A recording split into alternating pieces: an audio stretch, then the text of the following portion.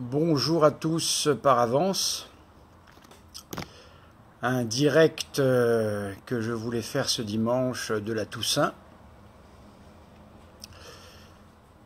Je voulais essayer de traiter deux sujets qui me semblent tout à fait d'actualité. Vous savez que le dimanche, on essaye de traiter des sujets qui sont vraiment liés de près à la vie de l'Église, ou bien des sujets de catéchisme, tout dépend.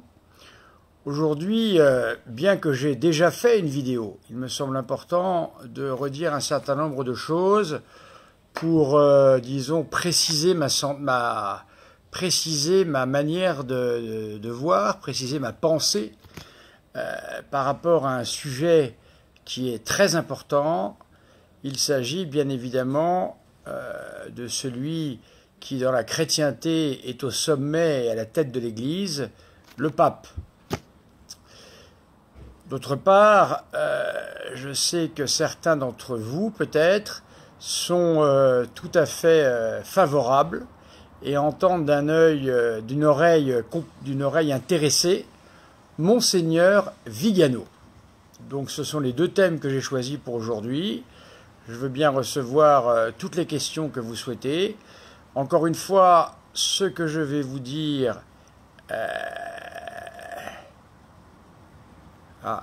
merci Cheyel. C'est Cheyel, hein, c'est ça. Merci Cheyel, qui est contente de me voir en direct. Merci. Donc voilà, je voudrais véritablement faire préciser ce qui est ma pensée. Encore une fois, ce n'est que ma pensée. Elle n'engage pas l'Église, quoique je m'appuie toujours, ce que je dis est en lien avec tout ce que l'on peut dire dans l'Église, hein, tout ce que je ne dis pas quelque chose, une pensée qui n'est pas d'Église. Mais on peut penser autrement. Alors, je vais commencer sur la question du pape François.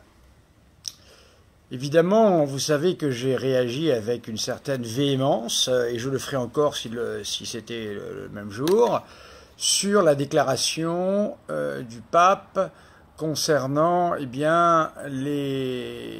unions civiles homosexuelles.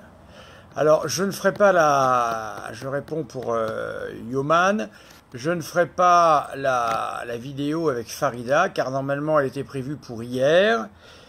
Il s'est trouvé qu'elle a eu une petite fatigue, hein, et quelques mal au ventre qui ont fait qu'elle a dû décaler le live. Et moi ce soir c'est la Toussaint, demain c'est la fête des morts, donc je ne peux pas participer le soir à des lives. Voilà, j'ai d'autres choses de prévues. Donc elle le fera avec d'autres invités, mais de toute façon, ma pensée, je l'ai déjà développée hier, hein, et aujourd'hui je continue sur la question du pape. Donc vous comprenez que le pape a des propos et des pensées qui nous choquent. Si nous sommes choqués, c'est que nous sommes des gens normaux. Si nous ne sommes pas choqués, c'est que nous ne sommes pas des gens normaux. Voilà, donc si vous êtes choqué, ça veut dire que vous êtes quelqu'un de normal. J'ai été extrêmement agacé par les gens qui ont essayé à tout prix de transformer cette parole du pape en quelque chose d'autre. C'est les journalistes, non. J'ai une interview très intéressante d'un évêque qui sera bientôt cardinal et qui en fait est un proche de François et qui explique que la pensée de François est cohérente.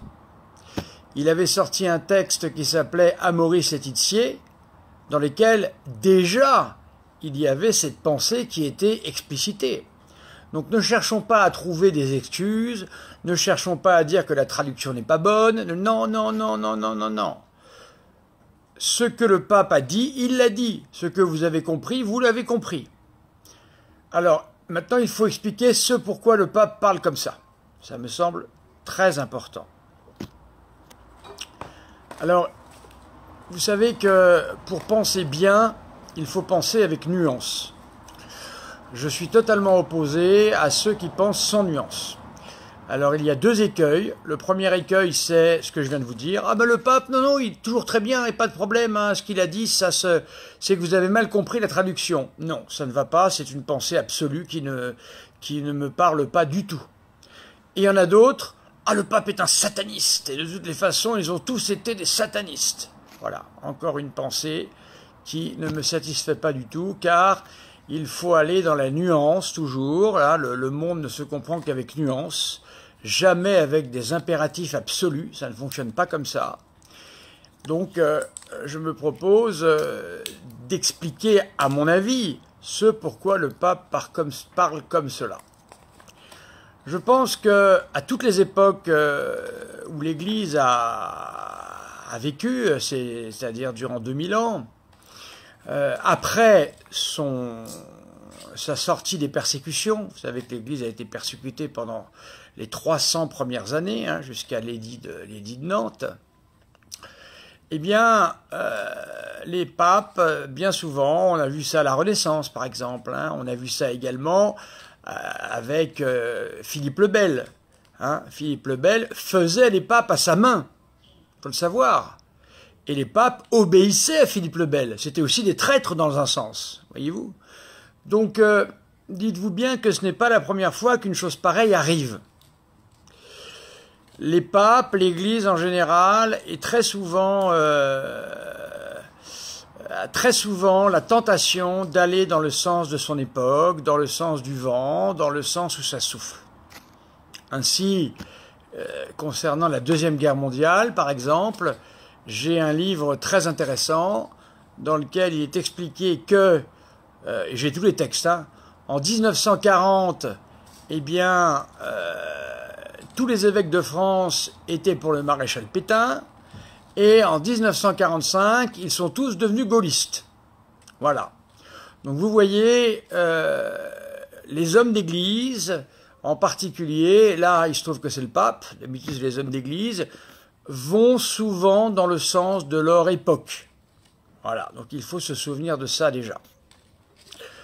Je pense que le pape François est extrêmement marqué par son époque, et le pape François, eh bien, veut essayer de manière très maladroite, bien évidemment, de montrer aux personnes homosexuelles qu'elles ne sont pas jugées, etc., etc.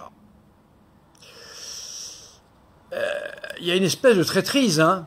C'est vrai, il y a une espèce de traîtrise, on ne peut pas dire le contraire. Moi, je ne me révolte pas face à ce que je lis là. Hein. Je dis qu'il y en a qui c'est un traître, on peut le penser.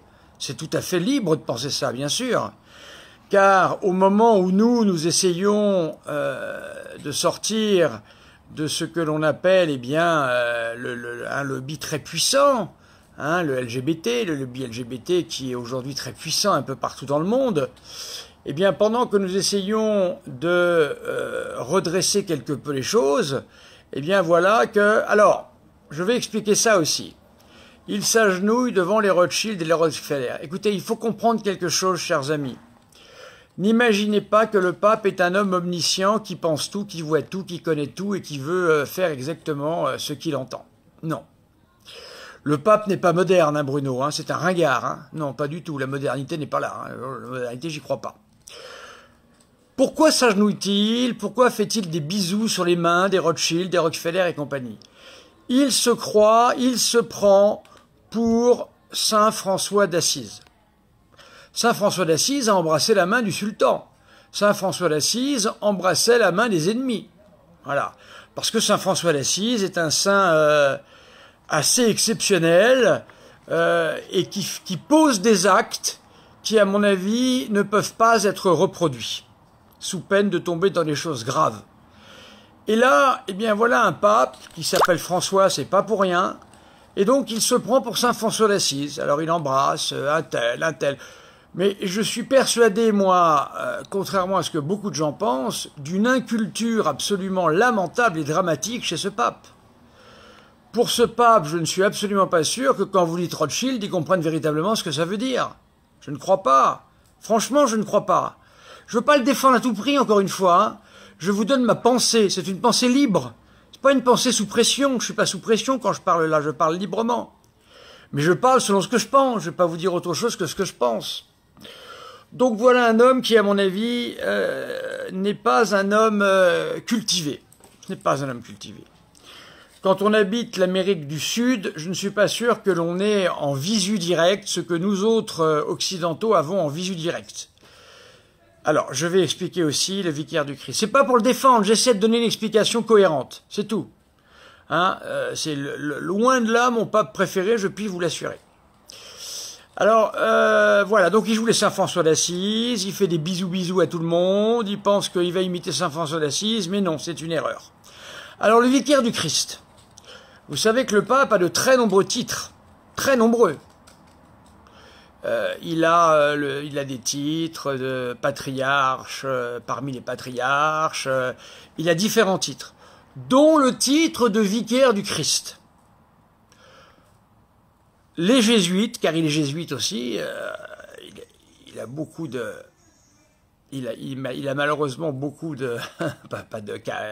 il a beaucoup de choses qu'il porte, il est jésuite, et les jésuites, avant même que lui-même soit pape, reprochaient au pape, justement, de garder ce titre de vicaire du Christ.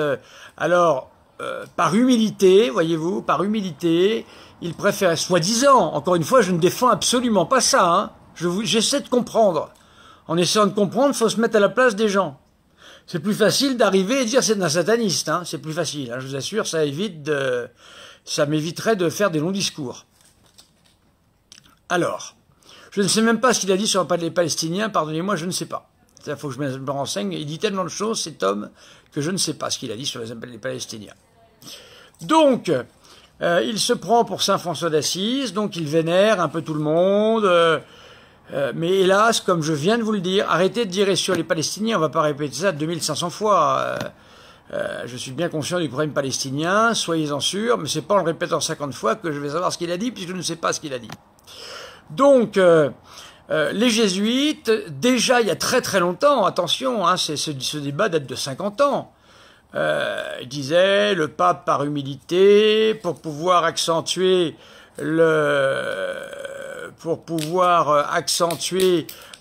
l'œcuménisme avec les protestants, il vaut mieux ne pas parler de vicaire du Christ, etc., etc., etc. Donc c'est pour ça que le pape ne se dit pas vicaire du Christ. Mais le principe du pape, c'est pas d'être vicaire du Christ en soi, effectivement. Le pape, c'est le successeur de l'évêque de Rome. Voilà. Celui qui est évêque de Rome est pape. Donc ce n'est pas parce que ma position sur quoi? Sur les Palestiniens? Qu'est-ce que je dis sur les Palestiniens? C'est une autre affaire, je ne vais pas parler des Palestiniens maintenant. Il faudrait parler de ce qui s'est passé en 1947, il y a beaucoup de choses à dire sur les Palestiniens. C'est un long discours, c'est pas simplement en 2 mots que je vais parler des Palestiniens. Donc j'en étais à vous dire que, je parle de Pape François là, j'en étais à vous dire donc que le pape, c'est le successeur de l'évêque de Rome. Quand quelqu'un est nommé évêque de Rome, il est pape. C'est comme ça. Avec toutes les prérogatives qui lui vont, tous les titres qui lui vont, etc. Par une espèce d'humilité, qui pour moi ne me paraît pas du tout être une humilité. Il a renoncé, soi-disant, au titre de vicaire du Christ.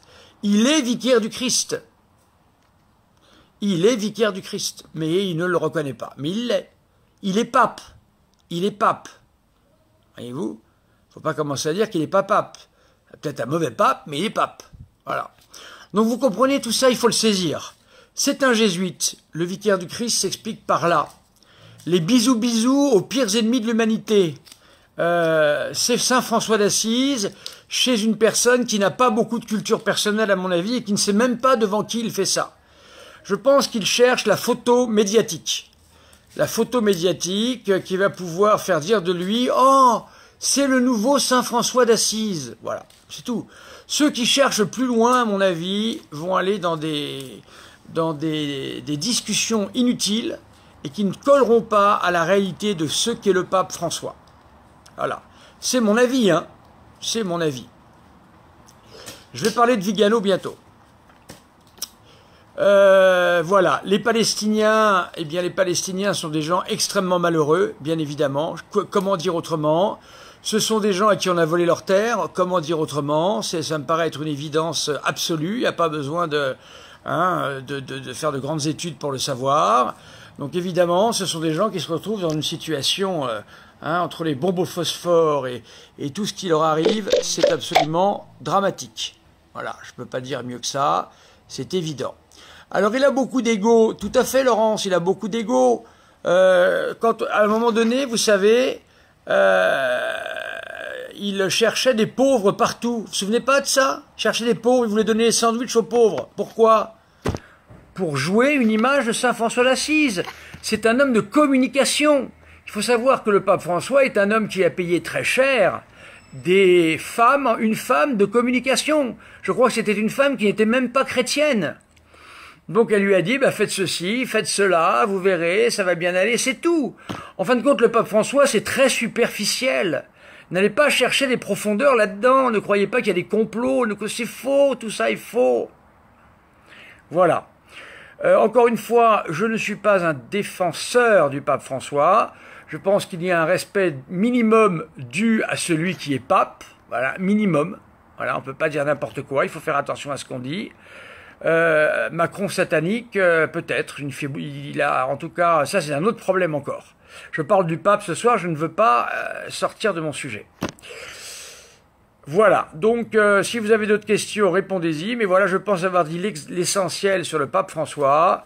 Un homme qui a peu de culture, un homme qui est pris par la communication, un homme qui croit que ce qui compte, c'est pas la sainteté personnelle du pape, mais c'est surtout la communication, c'est-à-dire c'est ce qu'il va faire, qui va faire de lui un grand personnage. Eh bien, c'est évidemment faux.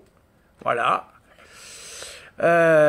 Il se prend pour Saint François d'Assise, c'est pour ça qu'il embrasse tout le monde, voilà, parce que Saint François d'Assise le faisait.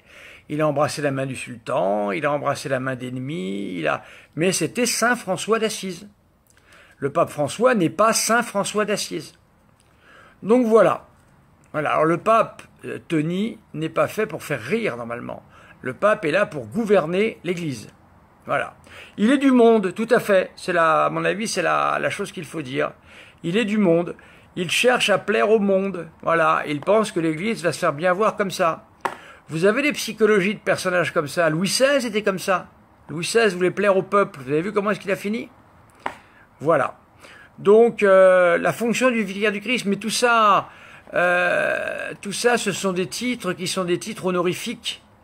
On peut être pape sans avoir tous ces titres honorifiques reconnus.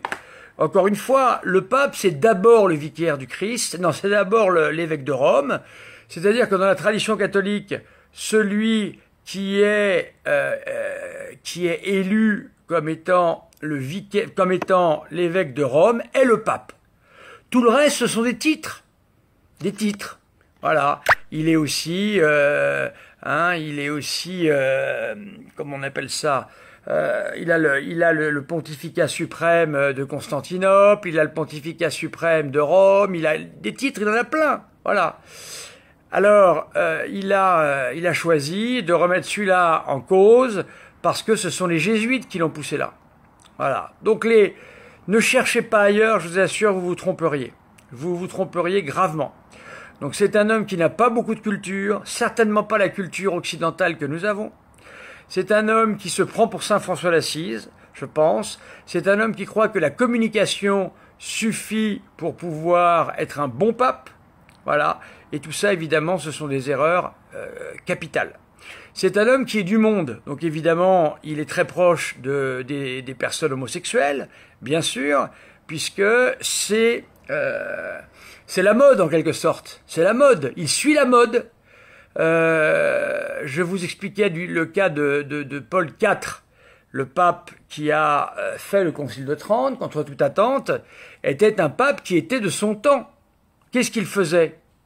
Eh bien, il était à la Renaissance, donc il faisait venir des magiciens, il faisait faire de grandes fêtes, les mœurs n'étaient pas très, très nettes, etc., etc. Alors, je vais dire une chose, mais j'aimerais bien être entendu, parce que j'ai pas l'impression que je suis entendu, c'est ça qui est terrible. Vous avez des vous avez... Non, pape satanique, j'ai déjà répondu. Non, on ne peut pas qualifier. Le seul qui soit vraiment satanique à 100%, c'est Satan lui-même. C'est tout, je veux dire. Vous n'allez pas... Il n'y a pas deux Satans, il n'y en a qu'un. Donc, on ne peut pas dire pape satanique, ça n'existe pas, ça. Alors, il y a des paroles antichrist, parfois. J'ai bien mis moi-même, par rapport à ces discours, j'ai bien énoncé la difficulté. Vous savez, en mettant des nuances dans ce qu'on dit, ça permet aux autres de mieux nous entendre. Pape satanique, c'est on est pour, on est contre. Moi, ce que je dis est plus nuancé. Voilà.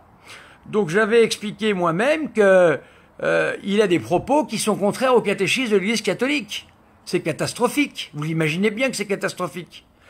Connaît-il même le catéchisme de l'Église catholique? Je ne suis même pas sûr. Vous entendez ce que je vous dis? Je ne suis même pas sûr qu'ils le connaissent bien. Donc nous avons affaire à un curé de paroisse, en fin de compte, qui est devenu pape. Et un curé assez médiocre. Voilà. Faut faire avec. On l'a. Et on va l'avoir. Alors, il y a quelque chose que je voudrais dire. J'aimerais bien que vous puissiez le répéter parce que j'en ai assez de ne pas être entendu. Vous avez une catégorie de personnages qui aujourd'hui font beaucoup de dégâts, ont fait du bien mais font des dégâts aussi. La fraternité Saint-Pédis et les CD-vacantistes, qui répètent à l'envi que depuis le Concile Vatican II, on connaît le truc par cœur, 1962, à partir de 1962, tout s'effondre. Et le pape a des propos intolérables. Bon. Chers amis, je répète ça peut-être pour la 30e fois, mais je le répète parce que ça me semble important. Imaginez que depuis ces 2000 dernières années, tous les papes aient eu un micro, aient eu Internet, aient eu une parole qui, immédiatement à leur sortie de l'avion, soit reproduite tout au bout du monde, en une seconde. Pensez-vous qu'il n'y aurait pas eu d'autres cas de paroles irrespectueuses ou incompatibles avec la fonction de pape? Voilà. Donc voilà quelque chose. C'est quoi ça? C'est à moi qui s'adresse là, Jean-Pierre et Ravaisto là. Si c'est à moi, va te coucher mon pote, hein. Alors, donc voilà, ou change de chaîne, hein. T'as des chaînes partout, je sais pas qui c'est ce type-là, mais bon. Voilà, c'est ça qui est énervant. Dès qu'on a du monde, on a ce genre d'olubrius, là, qui font les malins, les chevaliers du clavier. Alors, voyez-vous, moi, voilà ce que je pense. Voilà. Mais je peux guère vous dire autre chose, voilà. Donc si vous prenez ces choses-là, vous comprendrez qui est le pape François. Donc oui, si tous les autres papes avaient eu un micro, Internet, immédiatement leurs paroles entendues tout autour de l'humanité, je peux vous assurer qu'il y aura eu d'autres choses à filmer et à voir assez terribles ou même ignobles. Il y avait un pape qui s'appelait Jules II, un pape qui vivait au moment Évaristo, je ne sais pas qui c'est un pauvre type, je sais pas, qui perd son temps là, qui ferait mieux d'aller ailleurs. Il y a tellement de chaînes où il pourrait parler. Bon, j'en étais à dire que oui, Jules II était un pape qui vivait la Renaissance, et Jules II, eh bien, était un pape guerrier. Il montait à cheval, il avait des troupes à lui, et il allait guerroyer de gauche et de droite. Voilà. Ce type-là, il serait descendu de cheval après avoir trucidé une vingtaine d'ennemis à main nue. Est-ce que vous pensez qu'il aurait récité les litanies de la Sainte Vierge? Mais non. Il aurait dit des paroles extrêmement... Comment nous voyez-vous? Bah écoutez, je crois que je suis assez avec Farid Belgoul et d'autres musulmans pour avoir fait mes preuves sur cette question-là. Moi, je suis respectueux de ceux qui croient en Dieu. Voilà, aujourd'hui c'est important. Il y a deux camps aujourd'hui qui s'opposent. Il y a ceux qui croient en Dieu et ceux qui n'y croient pas. Voilà, c'est déjà pas mal de croire en Dieu. Alexandre VI était également... oui, voilà, on nous met la réaction de Monseigneur Hayet, très bien. Alexandre VI était un pape également qui avait mis ses neveux qui avaient 8 ans. Il y avait un neveu qui avait 8 ans, qu'il a nommé cardinal. il avait des femmes et des maîtresses partout. Voilà. Alors écoutez, ben oui, je me répète, mais on est obligé de répéter, cher ami, car si je me répète pas, on comprend pas. Voilà, je me répète, effectivement, je me répète. Voilà, je me répète. J'aimerais bien ne pas me répéter, mais voilà, hein, la bis repetitas, hein, la répétition, c'est la pédagogie, c'est la répétition. Je peux pas mieux faire. Voilà. Je vais passer à Vigano. Alors j'ai relu, je vais passer la matinée à relire Vigano. Vigano. Quand on voit la vie de Vigano, déjà, l'évêque Vigano, Monseigneur Vigano. Alors Monseigneur Vigano fait la joie permanente de la fraternité Saint-Pidis, évidemment, et des CD vacantistes qui applaudissent des deux mains. Formidable, merveilleux. Alors, j'ai regardé la vie de ce personnage, de Monseigneur Vigano. Monseigneur Vigano est un homme qui a été nonce apostolique. Il faut savoir que le nonce apostolique, je sais bien qu'il y a des musulmans, bah, tout c'est ouvert à tout le monde, à du moment qu'on est respectueux et qu'on lance pas des débats théologiques qui ne sont pas... bon, écoutez, on va pas lancer ce débat sur la messianité ou la divinité de Jésus, merci, c'est pas le lieu. Alors, moi j'ai dit que je respectais ceux qui croient en Dieu, ça devrait vous suffire, il n'y a pas besoin de faire des débats. Tout ça regarde les chrétiens, hein, tous ces débats-là. Hein. Alors, j'en suis à Vigano. Donc le cardinal, l'évêque Vigano a été, je ne vais pas répondre 50 fois aux musulmans, c'est bon. Vigano a été au plus haut sommet de l'Église, car il a été nonce apostolique. Un nonce apostolique, c'est quoi? C'est celui qui représente le pape dans un pays. C'est l'ambassadeur, en fait, du pape dans un pays, du Vatican. Ce qui veut dire que ce sont des gens, normalement... je ne peux pas répondre à tout, Justin. Sinon, on s'en sort pas. Je ne peux pas répondre à tout. Pénible, hein. Dès qu'on a du monde, c'est pas facile. Hein. Vaut mieux pas faire attention aux commentaires, parce que... Je réponds sur Vigano, là, c'était le programme. Alors, Vigano, donc, est un homme qui a été au plus haut sommet de l'Église, puisqu'il a été, comme je vous le dis, nonce apostolique, c'est-à-dire représentant du pape. Ensuite, bon, il a fait ça toute sa vie, il a été très très haut à ce niveau-là. Et il a été extrêmement déçu parce qu'il n'a pas été reconnu par Jean-Paul II, ni par le pape Benoît XVI. Donc c'est un homme déjà qui a été blessé, il faut le savoir. Je ne veux pas faire de psychologie, mais c'est un homme qui a été blessé parce qu'il avait très bien vu quelque chose. C'était le cas de l'ordure, il n'y a pas d'autre mot à dire, McCarrick. McCarrick, le cardinal McCarrick, hein, qui a été hélas couvert par de nombreuses personnes. Hein, il faut dans ces cas-là, il faut parler de personnel de l'Église. Voilà, c'est pas l'Église, c'est le personnel de l'Église. Il a été couvert par de nombreux personnels de l'Église, ce McCarrick. Et là, Vigano avait tout à fait raison. Il voulait dénoncer, McCarrick et il avait raison. McCarrick est un obsédé sexuel. McCarrick est un pédophile. McCarrick était à dégager au plus vite. Voilà. Ensuite, il a eu raison sur, voilà, ce genre de cas, il a eu tout à fait raison. Le problème de Vigano, c'est qu'en fait, eh bien, il est arrivé à la retraite. Et quand on est en retraite, eh bien, on veut encore exister. Vous savez, il n'y a pas pire qu'un évêque en retraite. Il n'y a pas pire que ça. Un évêque ou un nonce, il reçoit les honneurs partout. On l'appelle Monseigneur, il a les meilleures places partout, etc., etc. Lui, il allait à la retraite. Il savait que tout ça serait terminé. Alors, il a cherché une place. Donc, il a fallu faire de la théologie.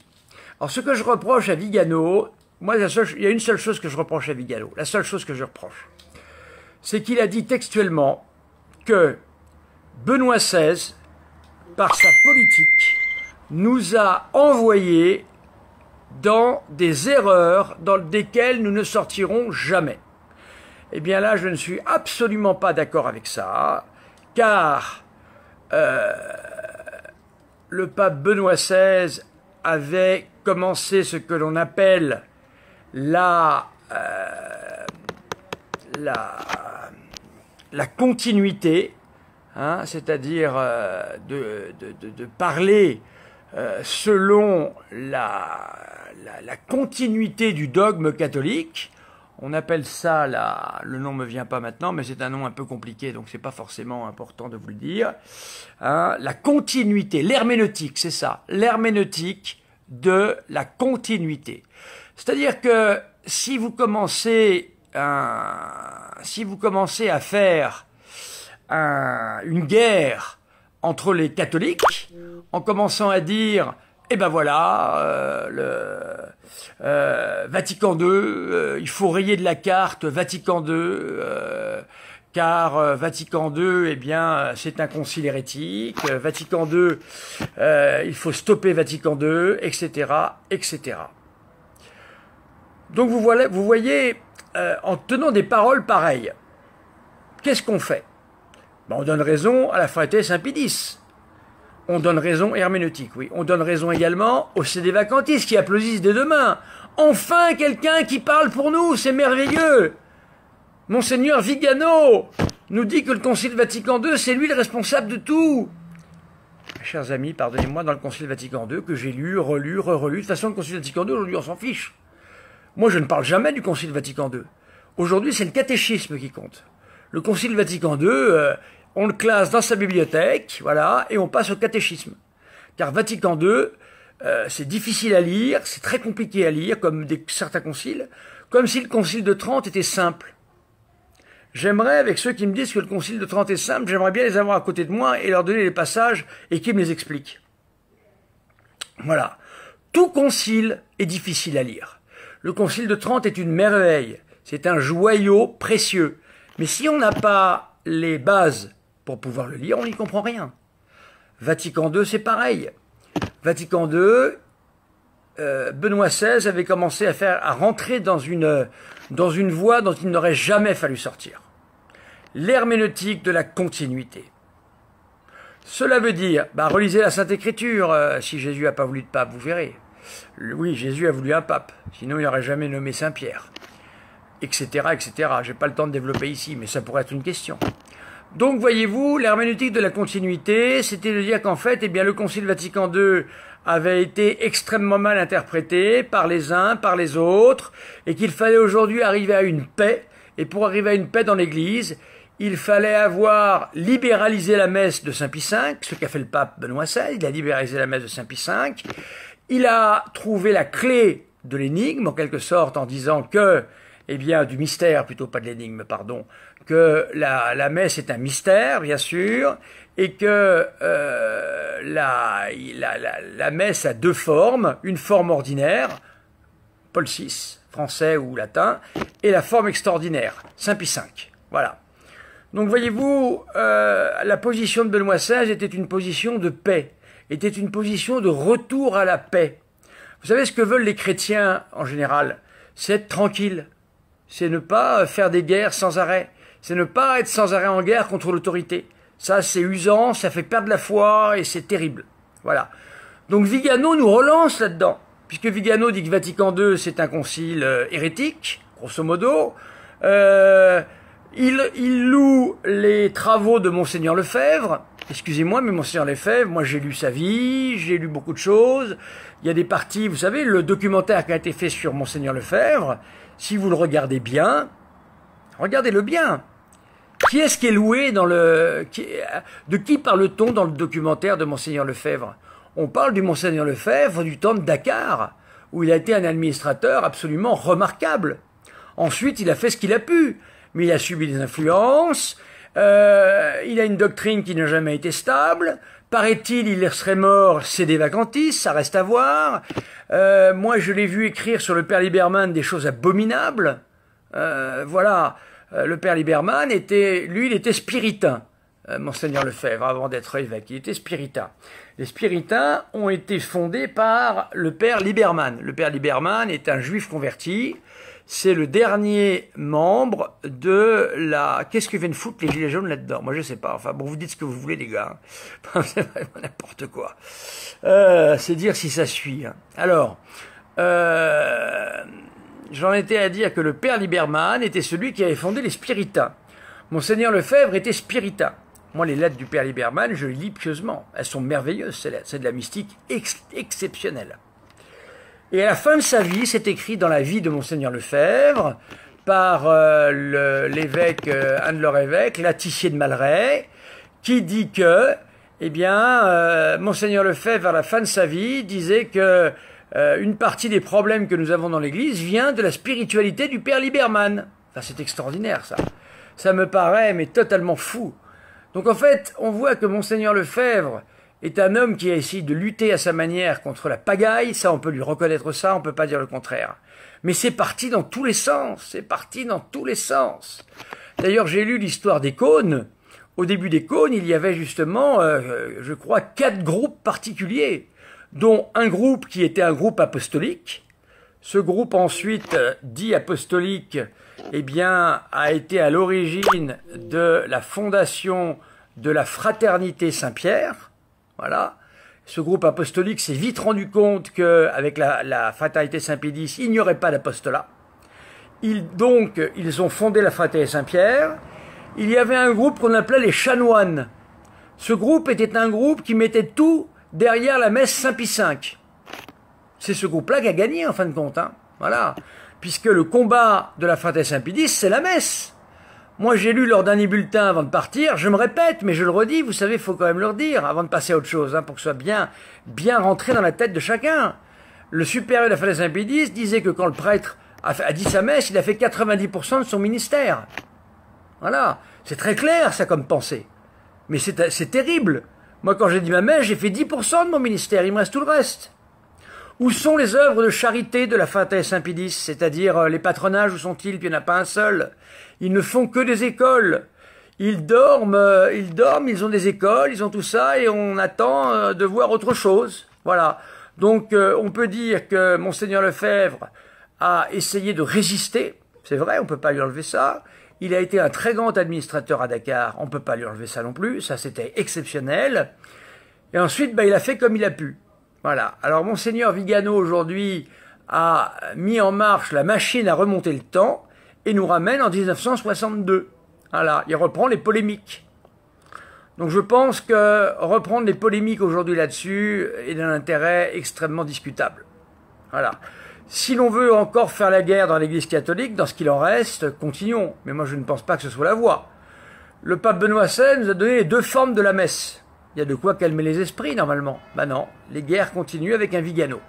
Donc, Monseigneur Vigano, je ne suis pas d'accord avec vous lorsque vous critiquez le Concile Vatican II comme étant à la source de tous les problèmes, étant hérétique, sachant que, et vous le savez très bien, Monseigneur Vigano, vous avez suffisamment de pensée pour le savoir, Vatican II a clôturé la crise de l'Église. La crise de l'Église, elle a commencé bien avant. Vous le savez très bien. Loisy, c'est pas 1962. Le modernisme, c'est pas 1962. C'est le pape Saint-Pie X. Et quand on lit l'état du clergé sous Saint-Pie X, c'était catastrophique. C'était un clergé qui avait été entièrement fait dans la main de Léon XIII et qui ne pensait qu'à une seule chose, la démocratie, la République. Voilà. C'était un clergé politisé, vers la République, etc., etc. Saint-Pie X n'en a jamais dit un mot. Tout était normal. Moi, ça me pose quand même quelques questions, voyez-vous. Ensuite, il y a eu des déviances qui ne sont jamais dites par la Fraternité Saint-Pie X, Léon XIII et le ralliement à la République, et le pape Pie XI, condamnation de l'action française, et crime organisé concernant les Cristeros. Jamais, jamais, Monseigneur Vigano ne parle de cela, bien sûr. On prend ce qui est facile, 1962. Mais Monseigneur Vigano, je pense que vous seriez cohérent si vous rejoigniez la Fraternité Saint-Pie X. Je ne comprends pas ce que vous faites dans l'Église. Rejoignez la Fraternité Saint-Pie X. Ou alors, à ce moment-là, allez directement chez les sédévacantistes. Je pense que c'est une bonne voie. Puisque même Monseigneur Williamson, apparemment, est beaucoup plus doux que vous sur pas mal de sujets. Donc il vous faut choisir parmi la Fraternité Saint-Pie X ou alors les sédévacantistes, il y a du choix, hein. Ils ont besoin d'évêques là-bas. Voilà. Donc voyez-vous, c'est ça que je reproche à Monseigneur Vigano, qui a osé reprocher au pape Benoît XVI, qui a laissé sa santé, qui a laissé sa vie, qui a laissé son apostolat, pour essayer de trouver un accord avec la Fraternité Saint-Pédis. Eh bien, Monseigneur Vigano fait comme si ça n'avait jamais existé, est en train de critiquer le pape Benoît XVI. Je trouve ça totalement indigne. Indigne. Ce pauvre pape Benoît XVI a fait ce qu'il a pu. Voilà, moi, avec une homélie du pape Benoît XVI, je fais 3 homélies. Excusez-moi, avec les homélies du pape François, je ne fais pas 3 homélies. Voilà, donc c'est pas pareil, hein, voyez-vous. Voilà, donc je ne suis pas d'accord avec tout ça. Je pense que Vigano, alors ça c'est pour les plus érudits chez vous. Vigano a le toupet de faire une comparaison. J'ai lu ça ce matin pour vous avant de parler de Vigano. Fait une comparaison du Concile Vatican II et du Concile de Pistoï. Ça n'a rien à voir. Le Concile de Pistoï était un concile hérétique tenu par la dernière frange du dit jansénisme. Ça n'a rien à voir avec le Concile Vatican II, mais rien du tout. Voilà. Alors renseignez-vous un peu avant. Je pense que Monseigneur Vigano, vous avez certainement besoin de publicité. Je pense que la retraite est difficile à vivre. Je pense qu'il faut vous trouver, comme vous le faites à l'heure actuelle, une faille qui permette de parler et de discuter et d'avoir de l'écoute, de l'entente. Eh bien, vous feriez mieux d'œuvrer dans le bon sens. Œuvrer dans le bon sens, qu'est-ce que c'est? Eh bien, on a besoin de monde pour continuer ce que l'on appelle l'herméneutique de la continuité. Vous voulez relancer la guerre, Monseigneur Vigano. Alors expliquez-moi, Monseigneur Vigano, la question de la force dogmatique d'un concile réuni totalement. Voilà, voyez, ça manque de charité tout à fait. Voilà, monsieur l'abbé Éric Pichard, ça manque tout à fait de charité. Monseigneur Vigano se prend pour je ne sais qui. Est-ce que vous avez été aux commandes à la place de Benoît XVI, Monseigneur Vigano? Est-ce que vous avez tenu les manettes, lâchées par tout le monde, essayant de faire ce qu'il faut pour faire rentrer la Fraternité Saint-Pédis dans l'Église? Est-ce que vous avez fait ça? Et vous retrouvant, eh bien, lâché par la même Fraternité Saint-Pédis pour qui vous avez tout fait. Vous trouvez que c'est une situation facile et agréable? Voilà. Bien écoutez, chers amis, vous comprenez, voilà, moi, les 2 seules choses que je reproche à Monseigneur Vigano, c'est ça. Tout le reste, il discute des vaccins, il discute de plein de choses, on est contre, on est pour, c'est de l'opinable. Mais par contre, du respect pour un grand pape, celui que fut le pape Benoît XVI. J'aurais bien voulu vous voir à sa place, Monseigneur Vigano, grand donneur de leçons devant l'Éternel, vous donnez du grain à moudre, évidemment, à tous les sédévacantistes qui vous applaudissent et qui sont là pour, eh bien, vous dire que c'est formidable. Non, ce n'est pas possible de tenir des propos pareils pour moi. Voilà, chers amis, je crois avoir répondu aux 2 questions. Voyez-vous, je réponds comme je pense, hein. Je ne suis ni sous une pression d'un tel ou de l'autre, je réponds comme je vois les choses. C'est discutable, on peut être contre, on a le droit d'être contre, mais c'est comme ça. J'aimerais bien que s'il y a des musulmans qui viennent sur la page, ils sont les bienvenus. Mais s'il vous plaît, arrêtez votre propagande sur Jésus. Je suis respectueux, moi, de vous. Soyez respectueux de moi, sinon c'est pas possible, on n'en sortira pas. Voilà. On parle pas de Jésus et de sa divinité, là, ou non. On parle de l'existence de Dieu déjà, voyez-vous. Aujourd'hui, c'est déjà énorme. Parce qu'aujourd'hui, si vous dites que vous croyez en Dieu, déjà, ça suffit pour être persécuté. Voilà. Donc, arrêtez, s'il vous plaît, cette propagande qui commence à me fatiguer. Hein, j'accepte tout le monde. Voilà. Alors, une petite image. Je vais finir par une petite image pour que vous compreniez l'ingratitude de ceux de la Fraternité Saint-Pédis, hélas. Quand le motu proprio est sorti, le motu proprio qui permettait la messe sous la forme extraordinaire pour tous les prêtres, qui était une demande de la Fraternité Saint-Pédis. Il y a eu un Te Deum, c'est-à-dire un chant de joie en latin, de remerciement, qui a été chanté à Écône. À Écône, c'est là où il y a le séminaire de la Fraternité Saint-Pédis. Eh bien maintenant, ils sont en train de dire que le motu proprio est un très mauvais texte. Voilà, parce que la vraie messe, c'est eux qui l'ont, nous, c'est quand même pas la vraie, parce qu'on en change le sens, etc., etc. Excusez-moi, mais si ça, c'est pas de la gratitude, alors qu'est-ce que c'est, hein? On leur donne tout sur un plateau, ces messieurs, et ensuite, eh bien, ils nous crachent dessus. Benoît XVI nous a laissés parce qu'il a été abandonné par tous, Lolo, voyez-vous. C'est pour ça que c'est facile la position de ce monseigneur Vigano que j'aurais bien voulu voir à la place de Benoît XVI. Voilà. Voilà, chers amis. Je vous salue Marie, pleine de grâce. Le Seigneur est avec vous. Vous êtes bénie entre toutes les femmes, et Jésus, le fruit de vos entrailles, est béni. Sainte Marie, Mère de Dieu, priez pour nous pauvres pécheurs, maintenant et à l'heure de notre mort, ainsi soit-il. Le Seigneur soit avec vous et avec votre esprit, et que Dieu Tout-Puissant vous bénisse, le Père, le Fils et le Saint-Esprit. Amen. Oui, il y a des délirants ici. J'aimerais bien tout de même que ça délire un peu moins. Je ne fais pas de censure. Alors n'en profitez pas pour écrire n'importe quoi. Et les chevaliers d'Internet, mettez votre nom, votre prénom et votre adresse. Comme ça, au moins, ça sera clair. Et là, j'accepte. J'accepte tout du moment que vous vous identifiez. Voilà. Si vous ne vous identifiez pas, c'est tellement facile. Voilà, chers amis. J'espère que j'ai clarifié un certain nombre de choses. Réfléchissez à ce que je dis. On peut être contre, on peut être pour. Mais à mon avis, c'est quand même il y a ici beaucoup de réponses pour chacun d'entre vous. À bientôt.